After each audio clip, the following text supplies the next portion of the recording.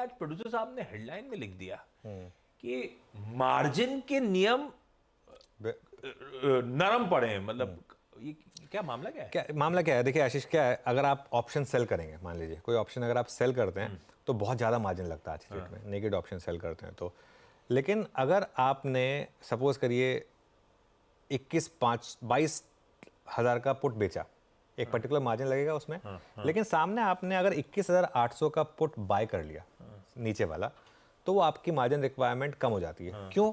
क्योंकि भाई 22,000 का पुट अगर आपने बेचा तो आपका अनलिमिटेड रिस्क है, अगर मार्केट गिर गया तो बहुत ज़्यादा 21,000 पे चला गया तो बहुत बड़ा रिस्क है। तो वो इसके लिए एक्सचेंजेस चाहेंगे कि भाई आपके पास उतना मार्जिन होना चाहिए। कल को आप उठ के कहते हैं मेरे पास नहीं इतना मार्जिन, मैं तो गया, तो वो कहाँ से रिकवर होगा? इसके लिए उतना मार्जिन होना जरूरी है। लेकिन अगर आपने 22,000 का पुट बेचा हुआ है, आपने हेज किया हुआ है कि 21,800 का पुट आपने खरीद लिया सामने, तो तब आपका लॉस मैक्सिमम 200 पॉइंट का ही है, क्योंकि उसके बाद जितना भी गिरेगा एटलीस्ट आप 21,800 से कवर्ड हैं। इन दैट केस एक्सचेंजेस से भी क्या अलाउ करते हैं आपको, वो कम आपको मार्जिन लेने पे भी काम करने देते हैं। ये अब तक हो रहा था सिर्फ अगर आप, जैसे आज बैंक निफ्टी की एक्सपायरी है, आप अगर आज के ऑप्शन में इस तरीके से ट्रेड कर रहे थे कि बैंक निफ्टी में फॉर एग्जांपल 47,500 का आपने पुट बेचा हुआ है और 47,000 का पुट लिया हुआ है, तो कई लोग क्या चाहते हैं, कई लोग चाहते हैं कि मैं कैलेंडर स्प्रेड बनाऊं, मतलब अगले हफ्ते का एक ऑप्शन लूं और उसके अगले हफ्ते का ऑप्शन बेचूं, तो अब उसमें भी वो फैसिलिटी मिलेगी। ओके, दायरा बढ़ गया वो। तो वो मेरे ख्याल से एक लिबरल स्टेप है ये, अच्छा स्टेप है। बस यही है कि जो क्रिटिसाइज करेंगे वो कहेंगे कि इससे फिर वॉल्यूम बढ़ेंगे। तो मतलब आप एक तरफ तो कह रहे हैं कि F&O में बहुत ज़्यादा वॉल्यूम हो रहे हैं, दूसरी तरफ आप उसको फैसिलिटेट कर रहे हैं, लेकिन ये कैलेंडर स्प्रेड में मार्जिन का फ़ायदा मिलेगा, ये एक ट्रेडर्स के लिए एक अच्छी चीज़ है।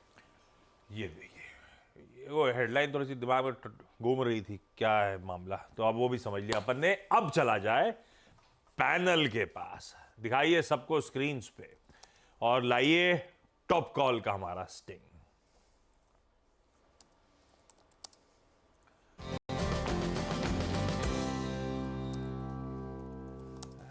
डायरेक्टर साहब ध्यान कहीं और रहता है आजकल, रुक रुक के आप स्टिंग छोड़ते हो।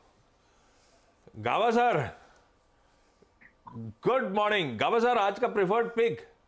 बिल्कुल गुड मॉर्निंग, सभी पैनलिस्ट को भी गुड मॉर्निंग, व्यूअर्स को भी गुड मॉर्निंग। आज का जो प्रेफर्ड पिक है वो है इंडियन होटल।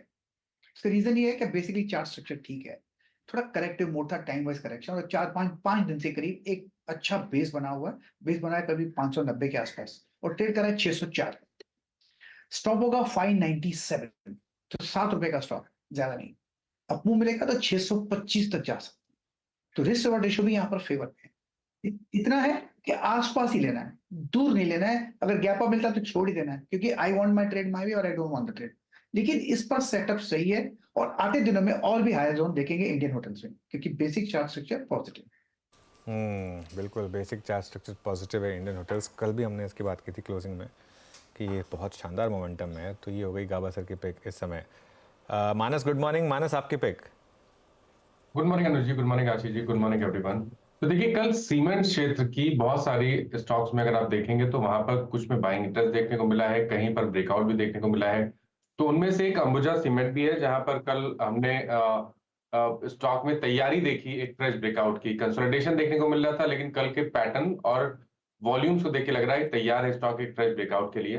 तो अंबुजा में खरीदारी करने की राय रहेगी 629 के स्टॉप लॉस से 650 के टारगेट आपको सेट करने हैं अंबुजा सीमेंट में। 640 का मई मंथ का कॉल ऑप्शन ले सकते हैं, ₹27 के आसपास की क्लोजिंग थी, तो उसके आसपास मिले तो ₹22 के स्टॉप लॉस से आप खरीदारी कर सकते हैं और इस ऑप्शन में ₹37 ₹37 के टारगेट सेट कर सकते हैं। अंबुजा सीमेंट्स